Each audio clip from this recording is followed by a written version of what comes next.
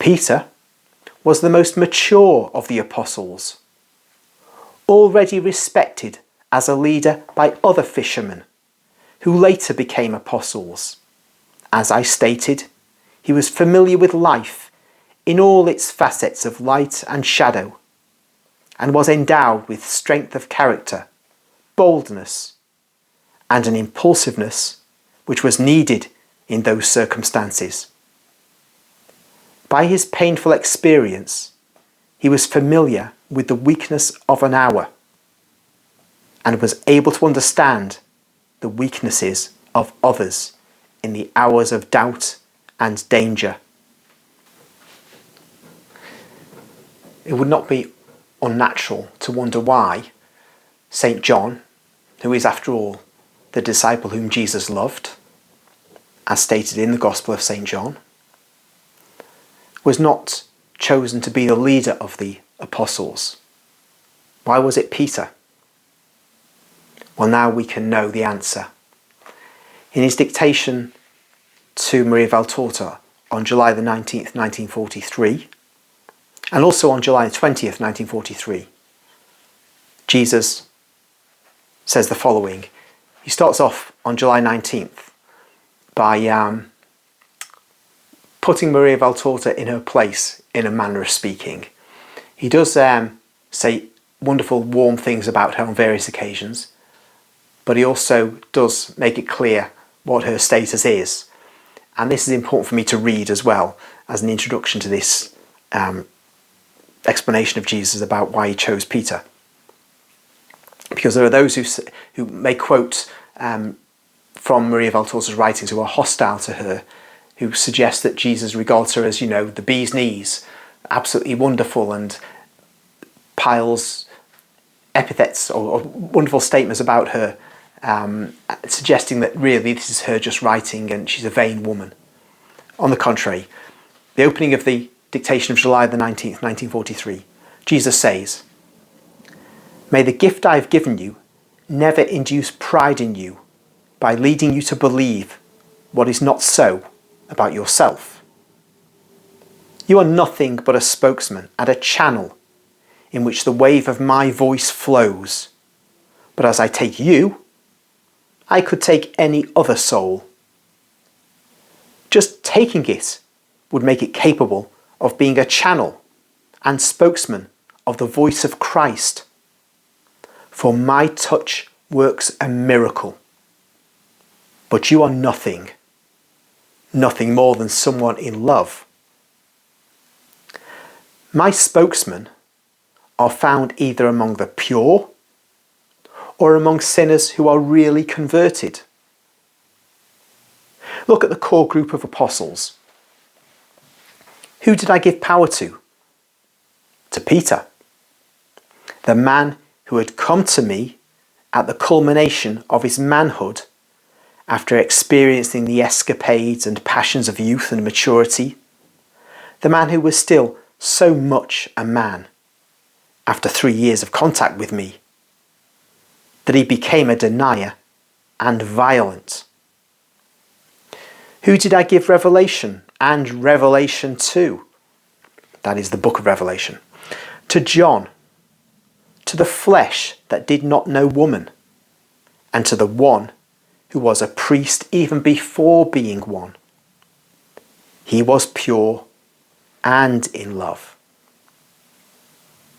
Who did I allow to touch my most pure and divine members before and after the resurrection?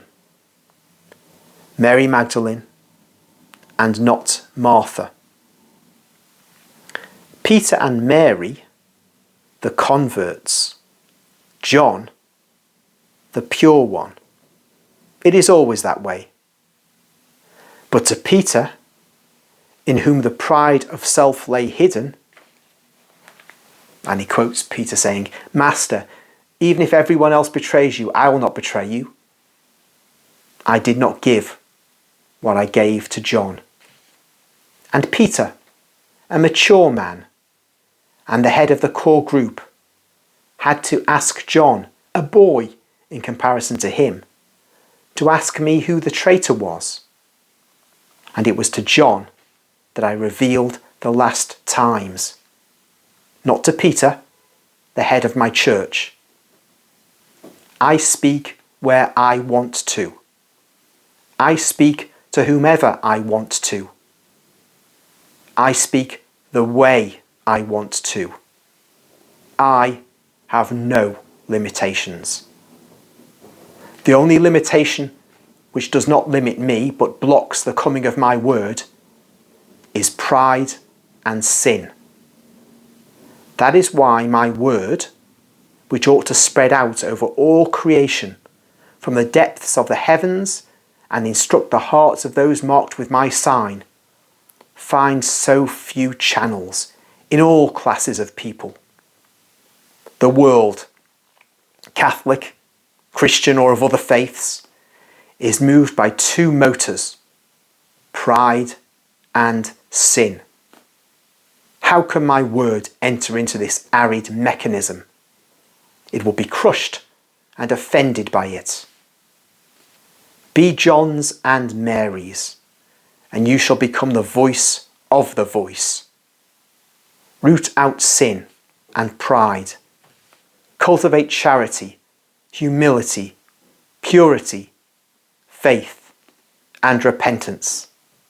They are the plants under which the Master takes his seat to instruct his sheep. To be my spokesman means to enter into an austerity that no monastic rule imposes. My presence imposes supernatural reservedness, self-mastery, detachment from things, spiritual ardour, rugged penance, generosity in pain, and lively faith, as does nothing else in the world. It is a gift, but it is taken away if the one to whom it is given departs from the Spirit and remembers that he is flesh and blood.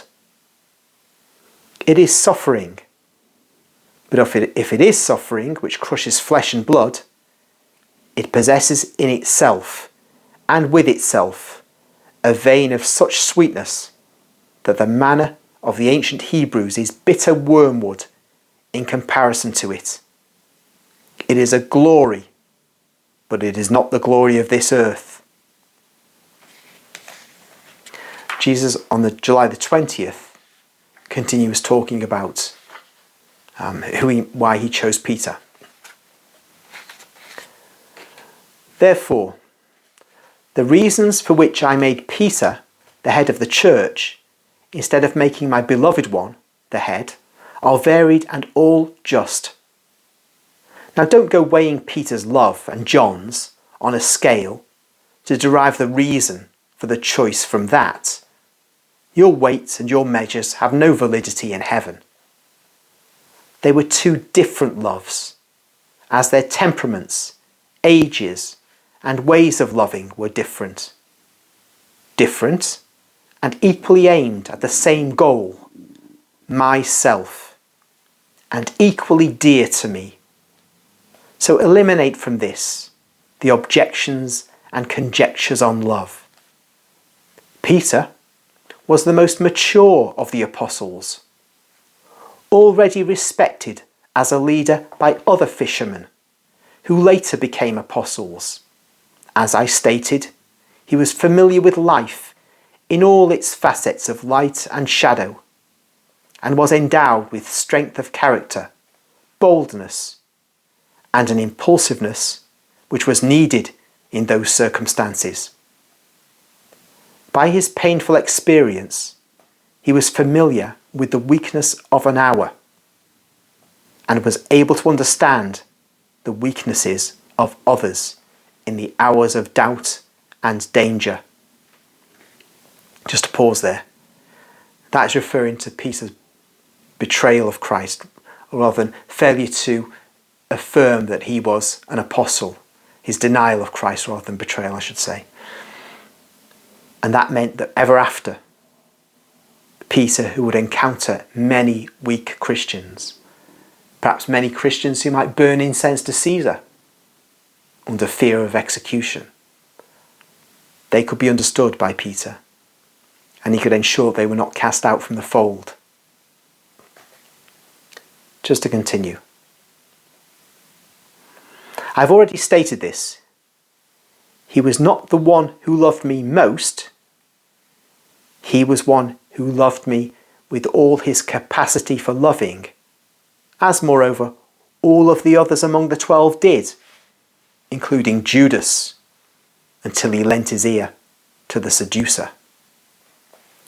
In the church, which was to be formed among so many struggles and deceits, there was a need for someone who, by virtue of his age, authority, experience, and impetus, would be able to impose himself on others. And who was like Peter in these 4 gifts needed to form my church? John was the youngest. With the soul of a flower, he did not know the evil in life.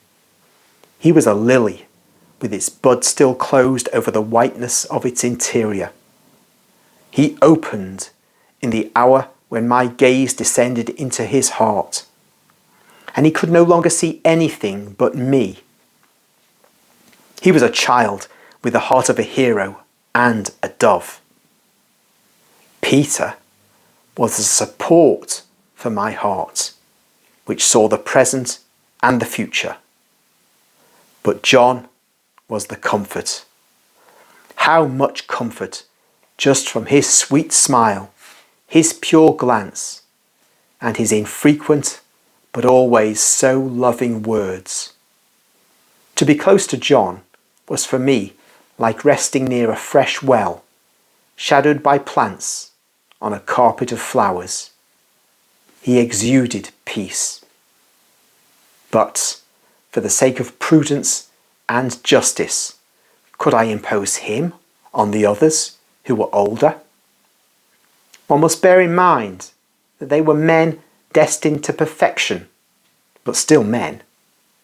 That is why my intelligence chose Peter, an adult, familiar with spiritual indigence, impulsive and authoritarian, over John, meek, idealistic, young and innocent. Peter was practical genius. John was poetic genius.